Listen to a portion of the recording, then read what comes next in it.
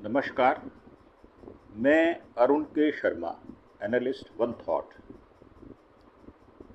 जैसा कि पिछले 90 से 100 घंटे में भारत का चिंतन बदला है, जिस प्रकार से 146 करोड़ लोग आज अपने आप को अकेला महसूस नहीं करते, एकजुट होकर जो त्रासदी हमारे सिर पर थोपी गई है उसके विषय में बात कर रहा है।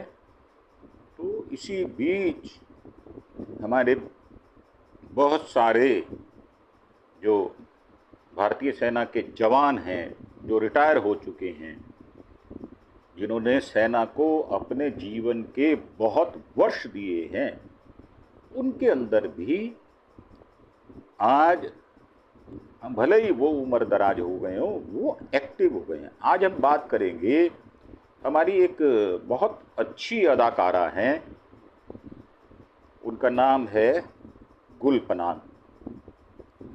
उनके पिताश्री हरचरणजीत सिंह पनाग जो मिलिट्री में रहे, कई वर्ष उन्होंने अपने जीवन के बहुत सारे वर्ष उन्होंने मिलिट्री को दे दिए और वो लेफ्टिनेंट जनरल रहे भारतीय सेना में। और पनांग जो है वो केंद्रीय विद्यालयों Chandigarh, Mhow, Leh, Wellington, Tamil Nadu, Lawrence school, Lovedale international school यहाँ पढ़ी, तुसियाका, जाम्बिया और 14 विभिन्न स्कूलों में उन्होंने अध्ययन किया, जिसकी वजह से उनको अनुभव जो है, और उन्होंने एक, क्योंकि वो अदाकारा हैं, तो उन्होंने एक कश्मीर की सीरीज़ हुई थी वो भी की थी और बहुत अच्छी अदाकारा हैं। तो उनके पिताश्री ने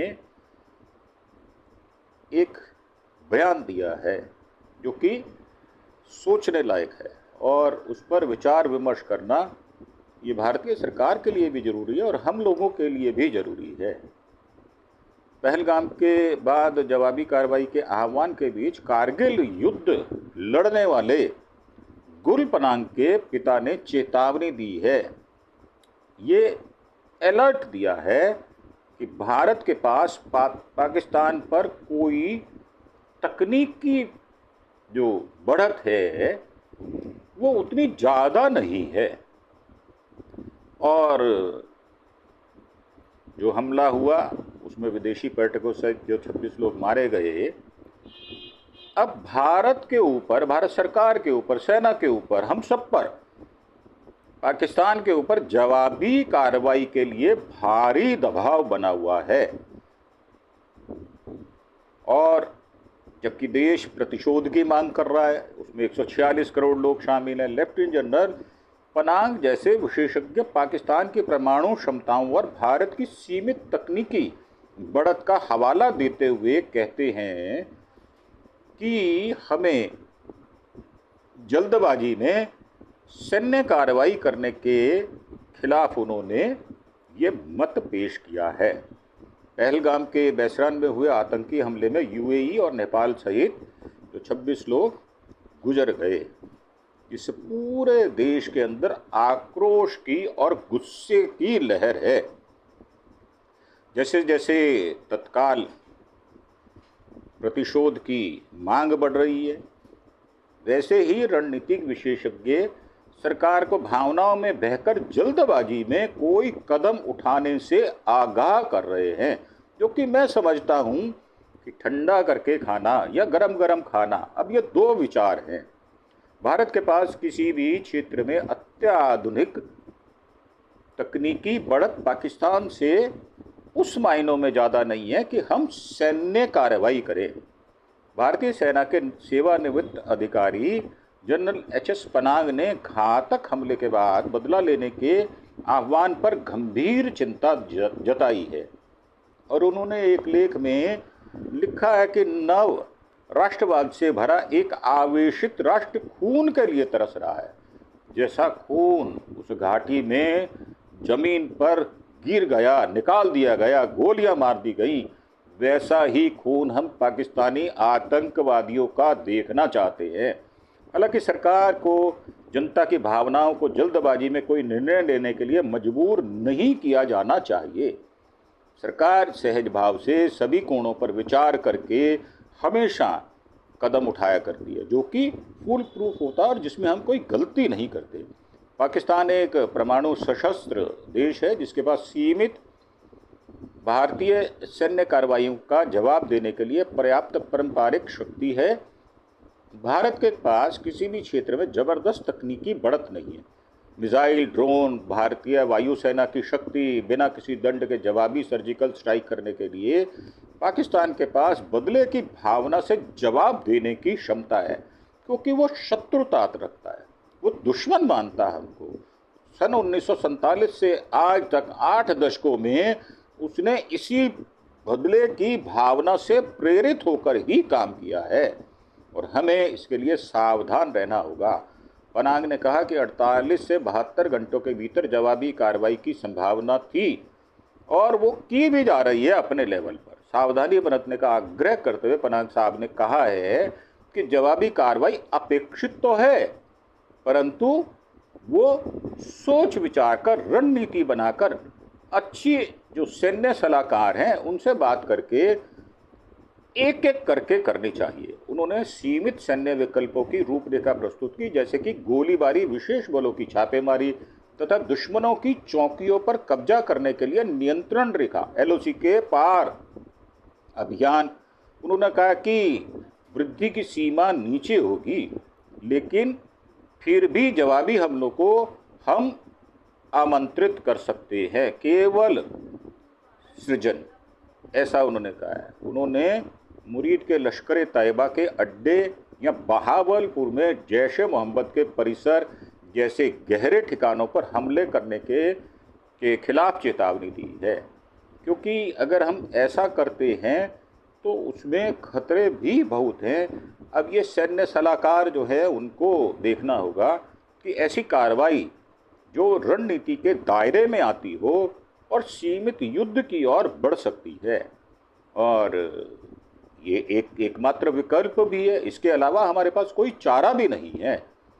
पनांग साहब ने तर्क दिया है कि भारत के पास अभी भी एक छोटे गहन सैन्य अभियान के लिए जगह है जो परमाणु सीमा को पार नहीं करता, खासकर अगर यह जम्मू कश्मीर तक सीमित है। यह विकल्प परमाणु हथियारों के इस्तेमाल से पहले एक बड़ा अवसर प्रदान करने की संभावना है। बर्फ पिघलने के बाद यह सबसे अच्छा समय है, क्योंकि अब गर्मी आ चुकी है, सिर पर बर्फ कम होती है, बहुत कम होती है।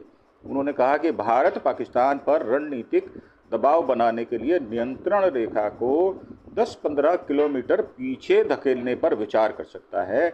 10 दिनों में नियंत्रण रेखा को किया जा सकता है 10-15 किलोमीटर पीछे, जिससे रणनीति उद्देश्यों को खतरा हो सकता है। यह विकल्प पाकिस्तान को शांति के लिए प्रयास करने के लिए मजबूर कर सकता है। चीन पाकिस्तान आर्थिक गलियारा खतरे में आ जाएगा। पनांग साहब ने कहा कि नीति निर्माताओं को चेतावनी देते हुए ये निष्कर्ष निकाला है कि हमें जनता की भावनाएं या अल्पकालिक राजनीतिक लाभ के लिए जल्दबाजी में युद्ध का बिगुल नहीं बजाना चाहिए। भारत को पहले से ही हमला करने, निर्णायक हमला करने और राजनीतिक लक्ष्य हासिल करने तक लगातार जो राजनीतिक पहल होती है वो की भी गई है, उसमें 5 उपाय भी किए गए हैं। इसी और उन्होंने इशारा भी किया है। लगातार हमले की एक सुविचारित रणनीति के साथ पाकिस्तान को किनारे पर रखने की जरूरत है, मतलब उनको वर्ल्ड के अंदर हाशिए पर डाल दिया जाए। कूटनीतिक और राजनीतिक उपायों के साथ जवाब दिया जाए। हमले के बाद पीएम साहब की अध्यक्षता में सुरक्षा मामलों की कैबिनेट समिति ने कई उपायों की घोषणा की है, जिसमें 5 उपाय शामिल हैं। उसमें प्रमुख जो है वो सिंधु जल संधि को निलंबित करना, सार्क ढांचे के तहत जारी किए गए पाकिस्तान वीज़ा को ख़त्म करना, अटारी चेक पोस्ट को बंद करना, पाकिस्तानी उच्चायोग में रक्षा कर्मचारियों को निष्कासित करना शामिल है। हमारे विदेश सचिव हैं विक्रम मिस्री, उन्होंने कहा कि CCS के ने संकल्प लिया है कि इस हमले के अपराधियों को न्याय के कटघरे में लाया जाएगा और उनके प्रायोजकों को जवाबदेह ठहराया जाएगा। तहव्वुर राणा के हाल में प्रत्यार्पण की तरह भारत उन लोगों की तलाश में लगातार आगे बढ़ेगा उन्होंने आतंकी कृत्यों को अंजाम दिया या यह संभव बनाने की साजिश रची है। और पीएम साहब ने बहुत अच्छा बयान दिया है। उन्होंने कहा है कि हम उनका पीछा धरती के अंतिम छोर तक करेंगे। ये बहुत अच्छा संदेश है भारत के लिए। गुरुवार को बिहार के एक जनसभा को संबोधित करते हुए प्रधानमंत्री ने कहा कि भारत आतंकवाद को बख्शने वाला नहीं है। उन्होंने कहा, बिहार की धरती से मैं पूरी दुनिया से कहता हूँ, भारत हर आतंकवादी और उसके समर्थक की पहचान करेगा, उन्हें ट्रैक करेगा और उन्हें दंडित करेगा। हम उन्हें धरती के अंतिम छोर तक खदेड़ेंगे। आतंकवाद से भारत की भावना कभी नहीं टूटेगी, ना इसको बख्शा जाएगा। न्याय सुरक्षित करने के लिए हर संभव प्रयास किया जाएगा और देश इस संकल्प पर अडिग है, उसको कोई दुविधा नहीं है। आज सारे विपक्षी दल, सभी सांप्रदायों के, धर्मों के सभी लोग आज एकजुट होकर भारत सरकार की कैबिनेट के साथ खड़े हैं। मोदी ने विश्व नेताओं को उनके समर्थन के लिए धन्यवाद भी दिया। मानवता में विश्वास रखने वाला हर व्यक्ति हमारे साथ है। भिन्न देशों के लोग, नेता इस मुश्किल की घड़ी में हमारे साथ खड़े हैं, मैं उनको धन्यवाद करता हूं। उन्होंने उपस्थित लोगों ने हमले में मारे गए लोगों की याद में 1 मिनट मौन भी रखा। बिहार के सीएम साहब भी वहीं पर थे। उन्होंने हिंसा की निंदा की और कहा कि देश एकजुट है। जो हमला भारत में किया गया उसमें सिंधु जल संधि, शिमला समझौता, शिमला समझौता को भी तोड़ने की बात कही गई है। मोहम्मद फैज़ल की संसद के रूप में बहाली की याचिका आज जो है वो आएगी। सीएम कनराड ने सांगमा ने मेघालय की संगीत और पर्यटन अर्थव्यवस्था का खाका खींचा है। ये न्यूज़ बीच में आ रही है। तो जो कहा जा रहा है वो बहुत ही बढ़िया संदेश भारत के प्रधानमंत्री ने दिया है। और पहलगाम की जवाबी कार्रवाई के आह्वान के बीच कारगिल युद्ध लड़ने वाले पनांग साहब ने ये चेतावनी दी है कि भारत के पास इस तरह की जो प्रणाली है उसको और तकनीकी रूप से और मजबूत और सशक्त भी करना होगा।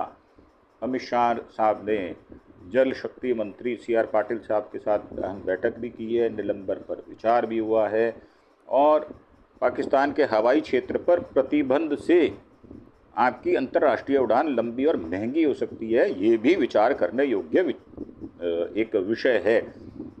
और भारत और सऊदी अरब के बीच पहली सैन्य वार्ता रक्षा सहयोग पर रहेगा। और ये भी कहा गया है कि इस प्रकार का सहयोग हम बाकी के देशों से भी लेते रहेंगे। विश्व के अधिकतर देश या तो हमारा समर्थन करने वाले हैं या इस विषय पर चुप्पी साधने वाले हैं। और उनमें चीन जो है वो सबसे बड़ा नाम है। हो सकता है ब्रिटेन भी चुप रह जाए, वो कोई ऐसी प्रतिक्रिया व्यक्त ना करे, परंतु बाकी देश जो हैं, रूस है, फ्रांस है, अमेरिका है, बहुत सारे ऐसे देश हैं जो मजबूती से भारत के साथ खड़े हैं और खड़े होना भी चाहिए, क्योंकि ये विषम परिस्थिति है। पर्यटकों को पूरे विश्व में आज तक किसी ने इतनी दरिंदगी से मारा नहीं है। सब ये अपेक्षा कर रहे हैं कि भारत सरकार भी उन आतंकवादियों को उससे कई गुना दरिंदगी से एकदम तहस नहस कर देगी और उनको इतनी कड़ी सजा देगी जिसको देख या सुनकर किसी का भी दिल कांप उठेगा। ऐसी मेरी भावना है। और ये भी मैं संदेश देना चाहता हूँ कि इस मुश्किल घड़ी में भारत के 146 करोड़ लोग, सभी राजनीतिक पार्टियाँ, चाहे वो विपक्ष की हों चाहे पक्ष की हों, आज इकट्ठी एक मुट्ठी में, जैसे मुट्ठी बंद हो जाती है, इस प्रकार से एक सुर में बात कर रहे हैं। ख़ास तौर से मैं बात करूं जो हमारे एलओपी हैं विपक्ष के, जो लीडर हैं राहुल गांधी साहब, उन्होंने कश्मीर जाने के बाद बड़ी संतुलित टिप्पणियां की हैं और उन्होंने भारत सरकार के साथ खड़े रहने की प्रतिज्ञा भी जाहिर की है। इसी के साथ इस एपिसोड को हम विराम देंगे और इस प्रकार की कई वीडियोज़ आपके सामने आज और लेकर आएंगे और अपेक्षा करेंगे आप हमारा चैनल अरुण के शर्मा एनालिस्ट वन थॉट को सब्सक्राइब अवश्य करेंगे, क्योंकि सब्सक्रिप्शन जो है वो हमें ताकत देता है बोलने की। जो आप तक संदेश हम देना चाहते हैं, जो खबरें आप तक पहुंचाना चाहते हैं, वो हमें मॉरल और मेंटल सपोर्ट मिलने के बाद हमारा साहस बढ़ जाता है। हम आपसे कोई फाइनेंशियल गेन की उम्मीद नहीं करते और ना ही हम डिमांड करते हैं। इसके साथ धन्यवाद, थैंक यू, जय हिंद, जय भारत।